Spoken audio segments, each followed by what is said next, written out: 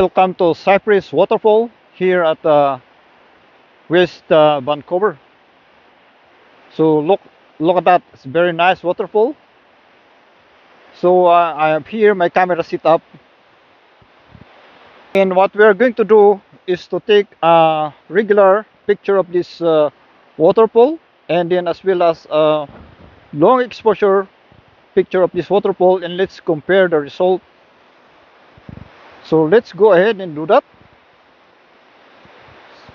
I already taken a picture in a long exposure of this waterfall, and it's going to compare.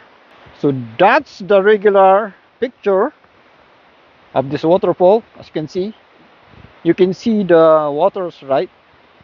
And now this is the long exposure. Look at that, the water was smooth out. Now it's become more dramatic.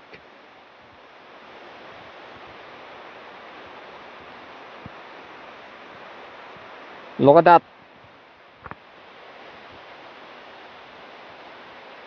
That's the power of long exposure photography.